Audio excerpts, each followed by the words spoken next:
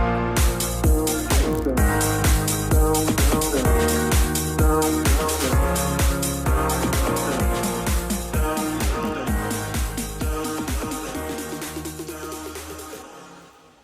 alunos, tudo bem? Bom, hoje nós vamos dar início à nossa aula, conforme o cronograma, o capítulo 3, que vai falar de primeira lei de Mendel e estudo do heredograma.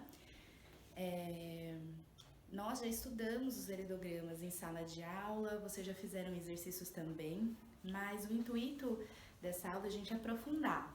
Então, vocês fizeram a relação de o que é um homem, o que é uma mulher, como que acontecem as relações parentescas, mas agora a gente vai aprofundar mais esse tipo de representatividade. Então, vou ficar aqui no cantinho para vocês observarem melhor. Capítulo 3, ele está na página 413, então vocês podem consultar, podem ler e devem ler esse capítulo, começando pela definição, né? Então, o que é um heredograma? É representar as relações de parentesco entre os indivíduos de uma família utilizando símbolos. Então, o que vocês já sabem até agora? Que o indivíduo que tem o quadrado lá no heredograma, ele vai ser do sexo masculino. E o indivíduo que tiver o círculo, ele vai ser representado por um indivíduo de sexo feminino. E através disso a gente consegue entender melhor as relações de doenças hereditárias, algumas questões genéticas.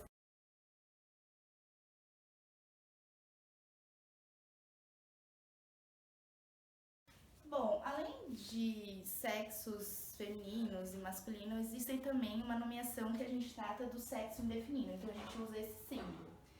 Fora isso, um símbolo que vocês usaram bastante e estão usando nos nossos exercícios são o símbolo do casamento entre o indivíduo masculino e o indivíduo feminino. E aí vai ter um traço ligando esses dois. Isso vocês já estão acostumados e até inclusive já estão usando.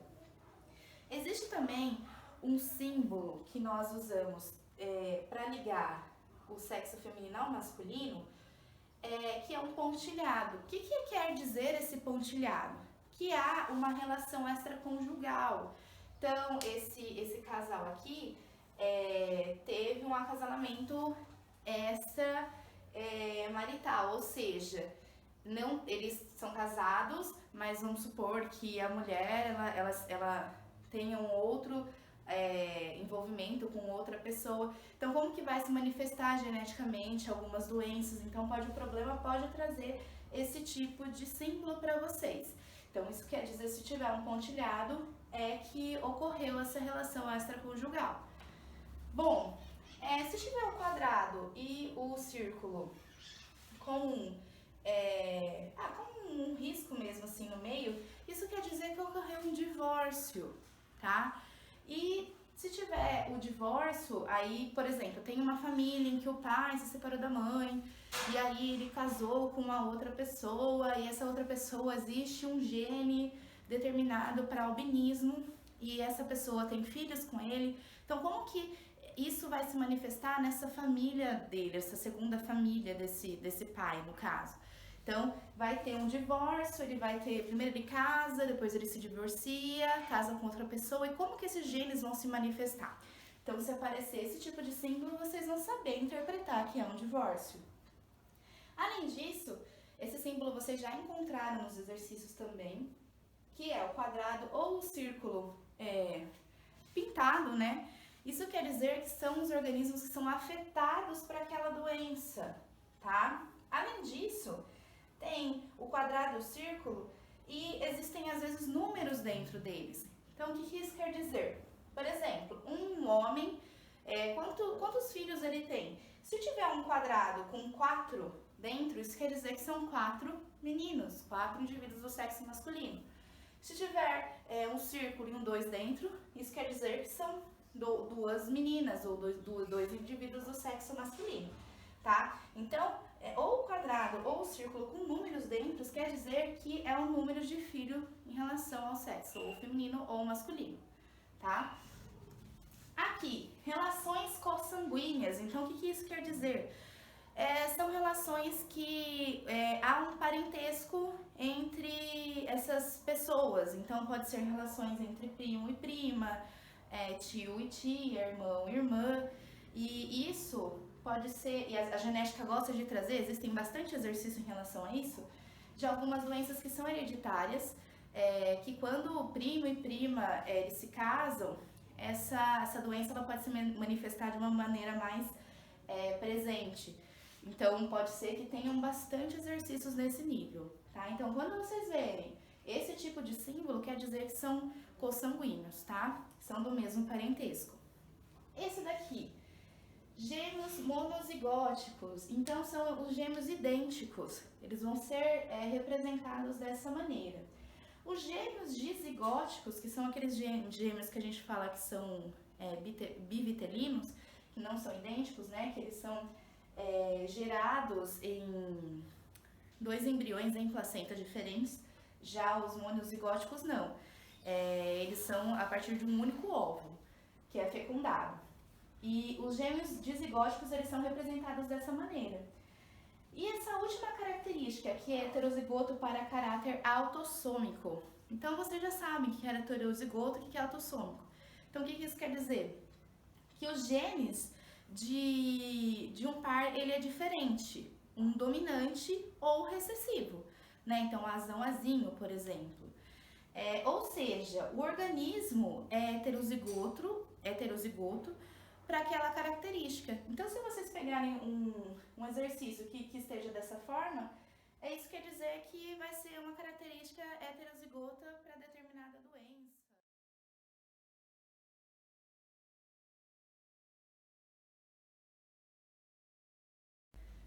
Galera, agora a gente vai para a página 420 fazer a leitura do texto, contextualizando, e ele vai falar um pouquinho do albinismo. Então, a gente já comentou em sala de aula o que é, mas agora a gente vai entender a fundo por que uma pessoa albina, o que falta, quais os componentes que existem, qual que é a diferença que existe, né, numa pessoa albina, de onde que vem. Então, vamos entender um pouquinho na página 420, aqui nessa parte do contextualizando. Vamos lá. Albinismo é a incapacidade de um indivíduo ou animal de fabricar um pigmento denominado melanina, que dá cor à pele e protege da radiação ultravioleta, tanto do sol como de qualquer dispositivo artificial, como as câmeras de bronzeamento. Diferentes alterações do gene podem causar o albinismo.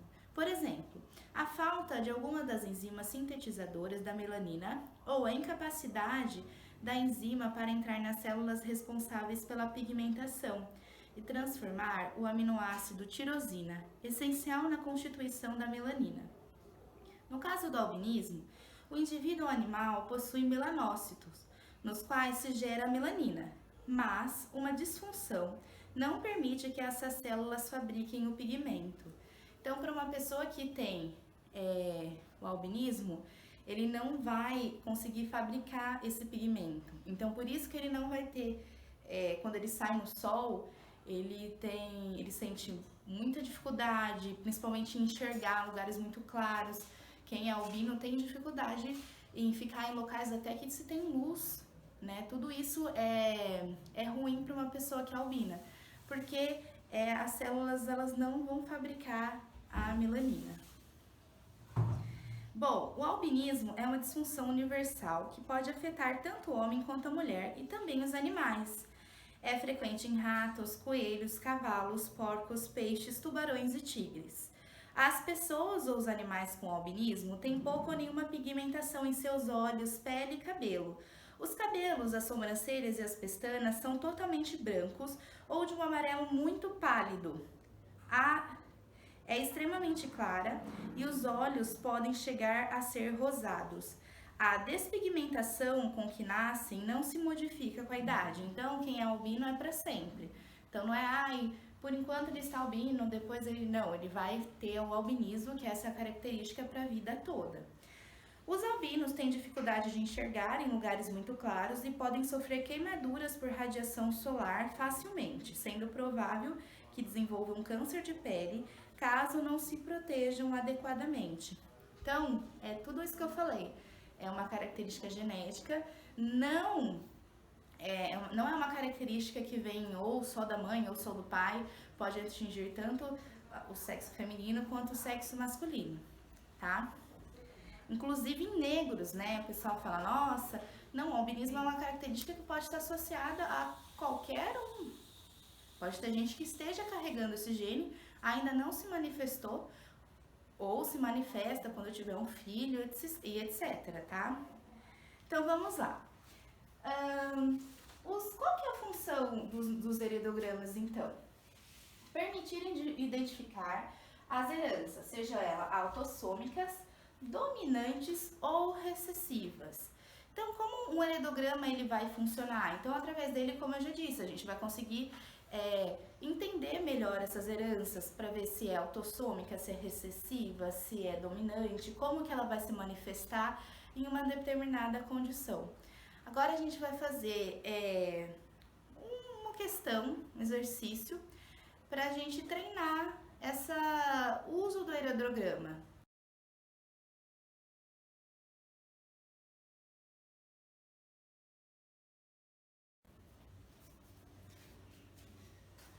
Bom, então a apostila ela traz pra gente um heredograma e ela quer saber se esse heredograma ele vai apresentar uma característica que é recessiva ou se ela é dominante. Então vamos começar a analisar a estrutura dessa família. Então vamos lá. A primeira geração é um homem que se casa com uma mulher e eles tiveram 4 filhos. Então, número 2, o número 3, o número 4 e o número 5. Então, são 2 meninos e 2 meninas. E eles vieram com a doença porque eles foram afetados. Então, lembre-se que quando tiver pintadinho dentro, isso quer dizer que essas pessoas vão carregar o gene, vão vir afetadas pela doença. Então, ó, eles vão ser afetados. E um dos filhos desse casal, que nessa geração 2, ele vai se casar com uma mulher. Essa mulher, ela não vai ser afetada pela doença. E o filho número 5 a filha número 5 vai se casar com um homem que também não vai ser afetado pela doença. E eles vão ter, o casal 5 e o casal 6 vão ter uma filha, e o casal 1 e o casal 2 vão ter um filho. Mas olha que interessante, os filhos do casal 1 e 2 e do casal 5 e 6, eles vão se casar, mas eles se casam entre primos, ó. Então, ó, lembrem do símbolo que eu falei pra vocês? Então, quando se tem esse símbolo aqui, quer dizer que são primos se relacionando, por exemplo, né? Nesse caso é primo mesmo, porque é filho dos irmãos. Então, esses primos, eles vão casar. Então, é a geração 3, né? O filho, né? Vai se casar com o filho desse, então casal 1 e 2, e eles vão ter filhos. Então, como que vão ser os filhos desse casal? Que é a geração 4. Então, eles vão ter uma menina, vão ter gêmeos, tá? Essas gêmeas também serão meninas, que é 2 e 3. E vão ter, não é gêmeo idêntico, tá? E vão ter um menino, e esse menino, ele vai se casar com uma moça, tá?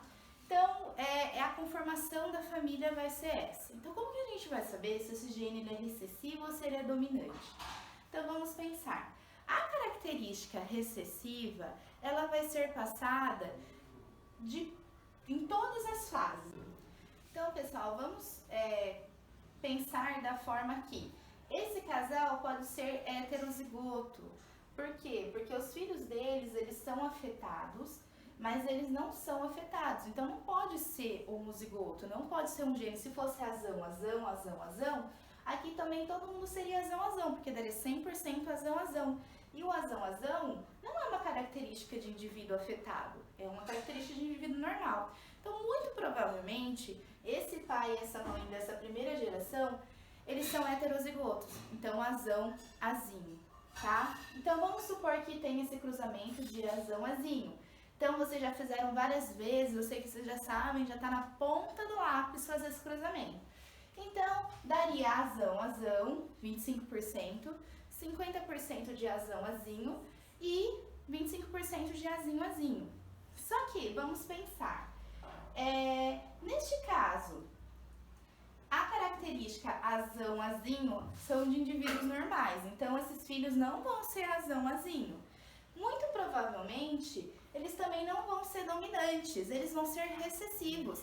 Então, esses filhos, eles vão ser azinho, azinho, azinho, azinho, tá?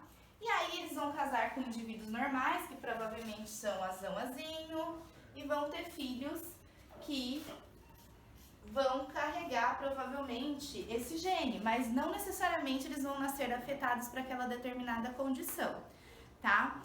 Então, eu gostaria que vocês lessem também na página 420 a parte de aprofundamento e fizessem os exercícios que eu coloquei lá no cronograma para vocês, para me entregar também na próxima aula, mas eu também vou estar disponível na terça-feira, né, pela manhã lá no Zoom, pra gente esclarecer as dúvidas.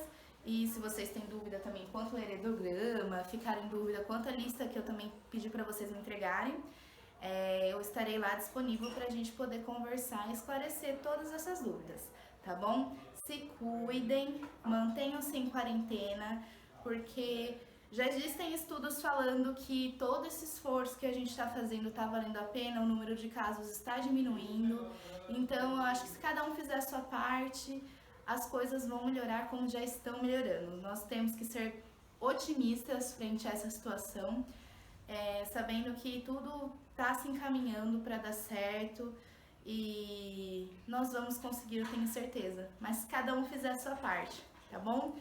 Até mais, um beijo!